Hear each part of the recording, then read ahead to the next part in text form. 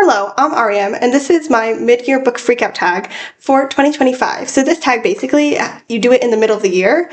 Right now it is July 2nd, but I'll only be talking about the books I've read until the end of June.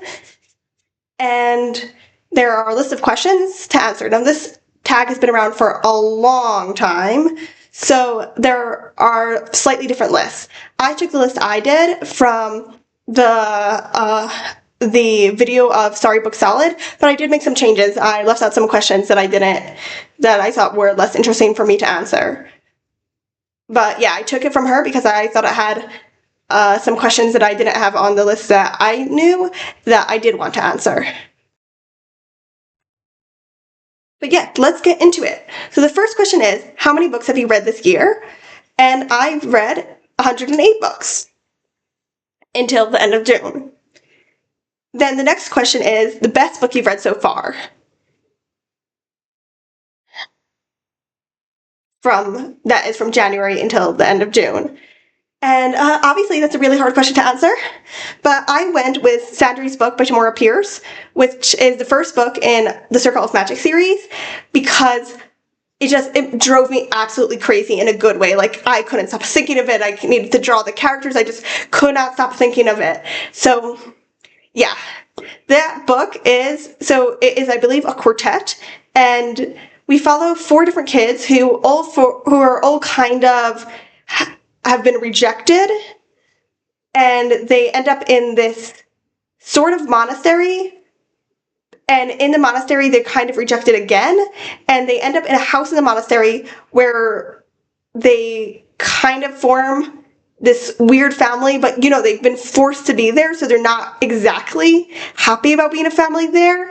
And the first book was really just them getting to know each other and learning the types of magics that they have, but there was a little bit of plot at the end, so I assume that there will be more plot as the times go on, but I think this series is really just about becoming a family and also learning who you are, and I loved the book so much. It was so good. Okay, the next question is best sequel. So the best sequel is one I very recently read, and that is Voyage of the Basilisk by Marie Brennan. This is the third book in the Memoirs of Lady Trent series, which follows a woman naturalist from around the 1820s and further on. These are her memoirs, so obviously it starts from when she's 1920 and continues on, and this happens in a world that is very similar to ours, but it does have dragons, and she wants to become a dragon naturalist. So every book, she goes to a different place in the world and studies the dragons there, and in the Voyage of the Basilisk, she actually goes around the world, like the Voyage of the Beagle, but the Voyage of the Basilisk, and it was so good that I had to immediately get the next audiobook out. Also, I highly recommend the audiobooks for this. The reader is just perfect. She's just so perfect at reading these books. But this is such a good series and such a good book.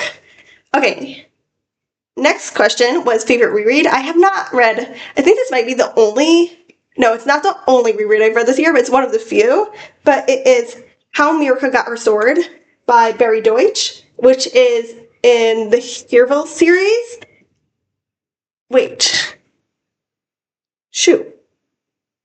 It's not this one. I'm sorry. It's How Mirka Caught a Fish.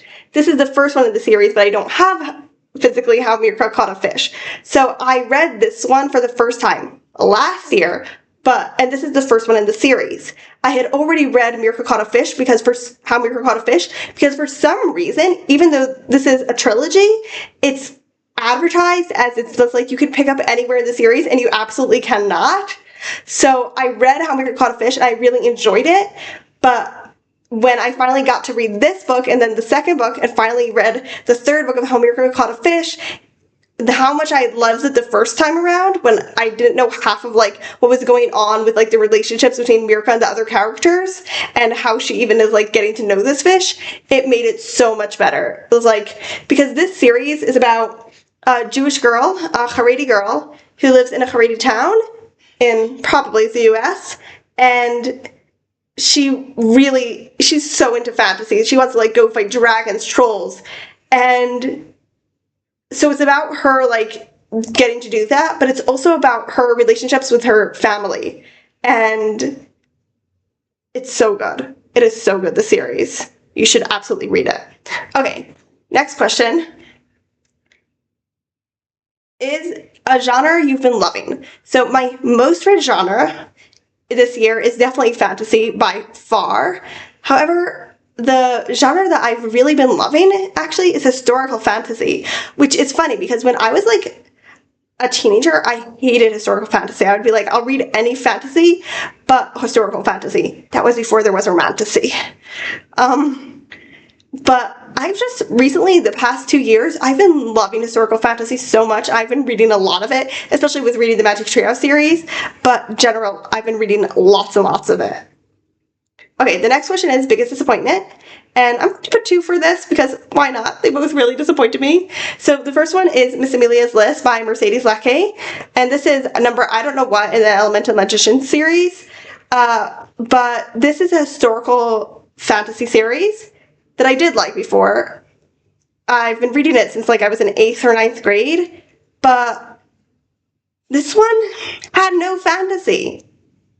Okay, fine, it had fantasy. It had no plot. It was going on and on for pages and pages. And these books are mysteries too, right? Historical fantasy mysteries. And there was no mystery, there was no plot, just going on and on, describing dresses and shopping and dresses and shopping. And then I went and looked at the reviews, and it turns out like that's all it is. So like for people like that, that's great, but that's not how it was advertised. And it's not for me. I wouldn't fix it up if it were advertised a correct way. And going on to the next one, which again was incorrectly advertised. And this one is even a bigger disappointment, I'd say. That one was super disappointing because it's one of my favorite authors. I've read so many Mercedes Lackey's books. She might be one of my most read authors, if not the most read. But the next one, from an author I never read, but it's based on the books of an author that also is definitely one of my most read and also might be my most read. So Anna of California by Andy Tarrin is advertised as being based on Anne of Green Gables. And it was not. Like, I understand that the author might have taken the idea from Anne of Green Gables, but it was nothing like Anne of Green Gables, and except for the fact that the main character's name was Anna. And it really made me mad because I feel like not mad, disappointed, because I feel like if I had read it without it saying inspired by, based on Anne of Green Gables, I would have really enjoyed it. But because I was always thinking of Anne of Green Gables and how much it's not Anne of Green Gables, I didn't like it. Like, there was nothing wrong in it of itself that I didn't like. It was just like, why are you comparing it to Anne of Green Gables when nothing here is like Anne of Green Gables? And like, you enticed me to come read this book that you're saying is like Anne of Green Gables, and I'm all anticipating like seeing Marilla and Matthew, Diana, Mrs. Barry, Mrs. Lindy in our modern world in California, and it's not at all. Okay. Biggest surprise. So the biggest surprise for me was Counting the Cost by Jill Duggar, Derek Dillard, and Craig Berlazzi. So I got into memoirs last year, but there's still something that I'm kind of like iffy on still now, but Counting the Cost was like, it's very well written. So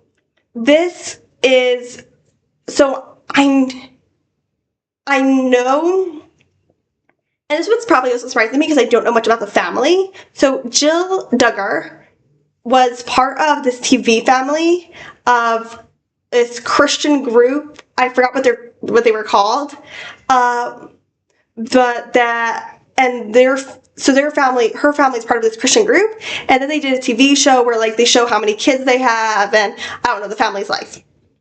And apparently she and her husband basically left the group, and after it turned out that her father had been basically stealing money from them. The kids had not been being paid for the TV show.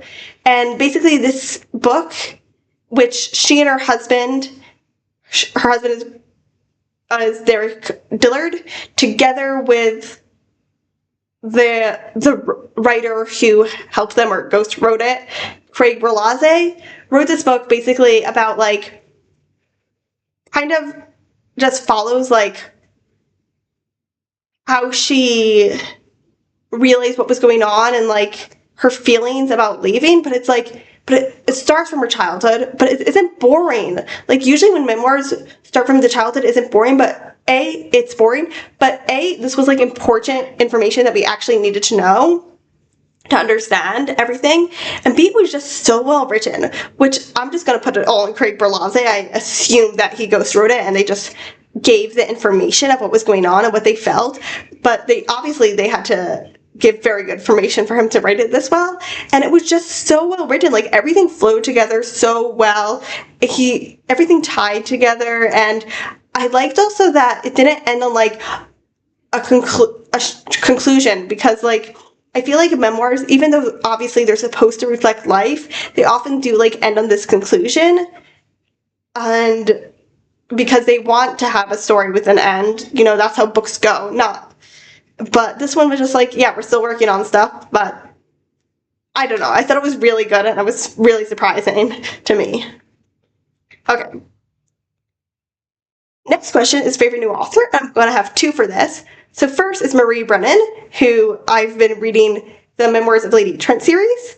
And the other one is Galia Bernstein, who is an author-illustrator. And I read 4 of her picture books this year, but I'm only going to say the ones that she was both the author and the illustrator, because I enjoyed but didn't as much like the one that she wasn't the illustrator for. So the books that I read by her that she wrote and illustrated were I'm a Cat, Layla and the Pumpernickel Daffodil. And first of all, her drawings are amazing.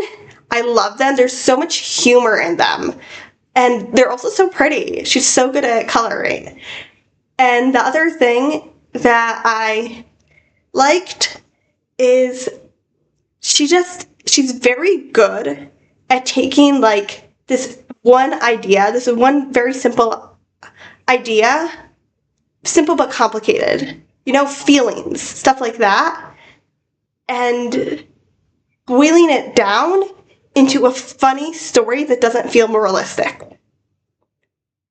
So good. If you have kids, you should definitely get her picture books. And even if you don't have kids, I think you should read them. Okay. The next question is newest fictional crush. Can we talk about Marianne Halcombe from The Woman in White? Please? So, this book was also a surprise for me. I could also put this in surprise. It wasn't the biggest surprise, which is why I didn't, but it was also a surprise for me. This is a classic, and basically, it's very hard to explain, but it's an epistolary book, and it follows this family kind of who gets wrapped up in the mystery of this woman in white. But there are all kinds, like she wore white, which at the time was like considered prostitute, but she obviously was not a prostitute. And the character who's supposedly the main character of this book, but isn't, because Marianne Halcombe is the main character, but the character supposedly the main character of this book, but isn't, Walter Hartwright. Basically, he meets her, and she's like, I escaped from a mental asylum, can you help me? And he's like, yeah, sure, because it was the 1800s, and mental asylums were terrible. Not saying they were not today, but they were even worse then. And then he's like, oh, by the way, I'm leaving London tomorrow. I'm going to go teach these 2 young women to draw. And then he gets there, and he tells them about her, and they're like, hey, that reminds us of this kid we used to know when we were little. And things just go crazy from there. And first of all, this book is so good. And secondly, let me speak about Marianne Halcombe, because she is such an interesting character. There are 2 questions in here, your newest fictional crush and your newest favorite character, and I just left both of them in so I could talk about both Marianne Halcombe and Isabella Camhurst, but let's just put them both on their new favorite character. I don't know. New fictional crush is weird. Like, it's a book character. You can't really get a crush on someone fictional. Anyways, so she is very, very interesting because obviously, when was this book written? It was either written in the late 1800s. Oh, it was written in the mid 1800s. It was written in 1868. It was published. And so Marianne Halcombe is super interesting. First of all, because she is the main character of this novel. When I say that she's the main character of this novel, I'm not making it up. It's like, yes, we're introduced first to Walter Hartwright, and the story begins and ends with him and from his perspective, but the majority of this book is from Marianne Halcombe's perspective. When I say perspective, I mean their diaries. And basically, the second we see Marianne Halcombe, he doesn't stop talking about her because she's basically the only other person to talk to in that place, and she makes a lot of the story go. And she is basically the heroine of the story who's standing against the villains. And so that's also interesting, you know? Wilkie Collins, by the way, was a man. He was writing this in 1868. But another thing that is interesting about her is that she is described repeatedly as mannish, both in character, actions, looks, everything she's described as mannish. And one of the things that she does that is mannish is that when she is with Wilkie Collins or with when she is with Walter Hartwright or with other men, no matter how nice or horrible they are, she will like degrade women. And I was like, oh, that's bad, but not surprising, because that was like a thing that was done at various times and still is today, you know, where like, oh, look at this character. She's not like other girls. She's manly and she degrades other women. So obviously in this time it would be more to like say, oh, well, despite the fact that she's manly, at least she doesn't like women. But then we see her diaries when she's describing, and that's when she's talking to men. But we also see her diaries when she's writing her own thoughts and emotions, or when she's talking to her cousin. And then she goes like directly against, and at times there are times when she like thinks about this, and she's like, I'm degrading women when I'm with men to be like, so they'll like me, and then when I'm alone, I like, that's not what I think at all. But most of the time, like, she totally doesn't acknowledge this. And I think it is so interesting, especially from a book from 1868 written by a man. And I love Marianne Halcombe so much. Listen, I don't care that Walter Hartwright didn't marry her. I will. Okay, and New's favorite character is the next question. And for that is Isabella Camhurst, who is the main character of the Memoirs of Lady Trent series. I assume she's going to get married and become Lady Trent at some point. But right now she is Isabella Camhurst, and she is incredibly interesting because the reason I think she's so well written is because not only are her flaws extremely relatable to me, but that doesn't have to be. They drive the plot forward. And another thing about her flaws is that they can sometimes be benefits, and sometimes the benefits or virtues can become flaws.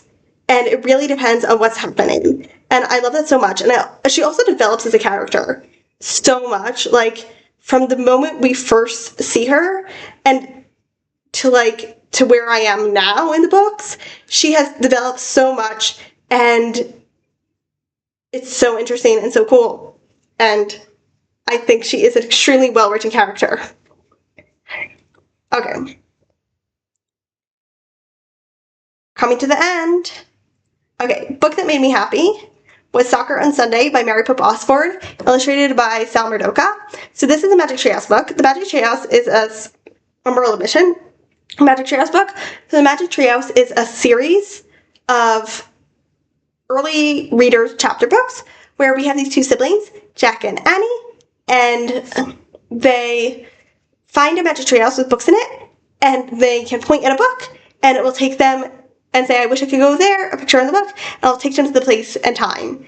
And in this book, which is a Merlin mission, they're slightly longer and harder to read, this takes them back to the World Cup where Pele played in. And I thought it was so, so good. It was one of my most favorite Magic Treehouse books ever. So they don't actually really talk to Pele. They learned the lesson they're supposed to learn without talking to him, which I thought was incredibly interesting, especially because I was getting kind of tired of them talking to like all the famous people, even though that is sometimes the point of the books, but not always.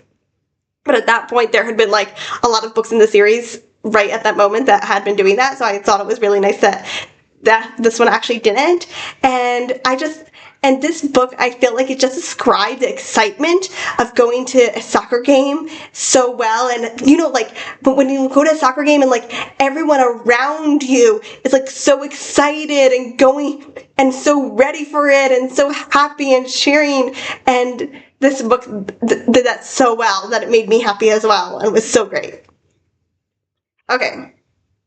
Most beautiful book you've received or bought so far this year, from January until the end of June. So that would be This Place is Still Beautiful by Gigi Chan, which my father bought for me from the secondhand bookstore.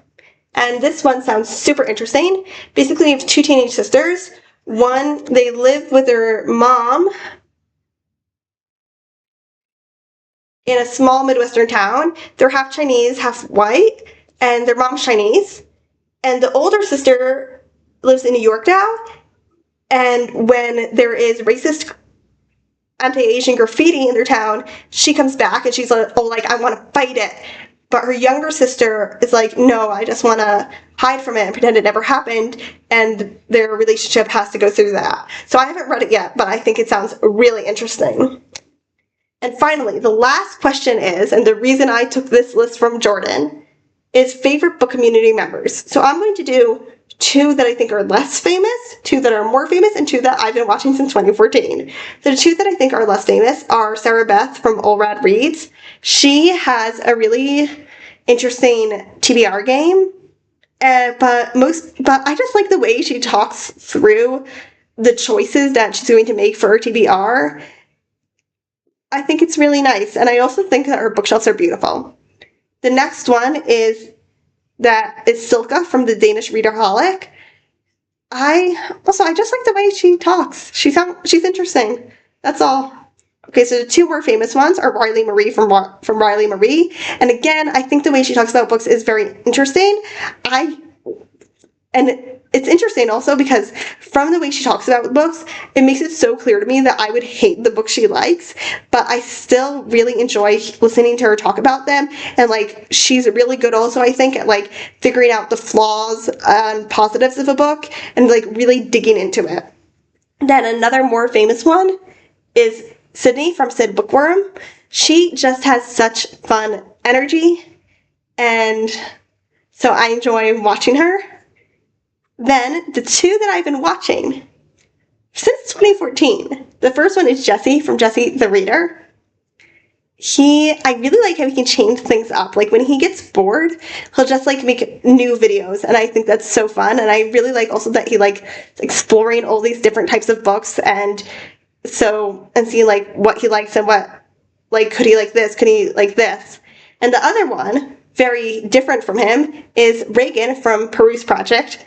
And her is really crazy. I feel like that I've been watching since 2014 because, like, she also tells about her life a lot. So, like, when I started watching her, she was in college, and now she's, like, married and stuff. And I was in high school. And so she is just very calming, and she reads mostly the same type of books, which is very calming. So it's the opposite of Jessie in that way. And I really like the way that she shows up for outfit of the day. And I also like Riley Marie. I like the way that she really digs into the books and tries to see what works for her. So that is my mid-year book freakout for 2025.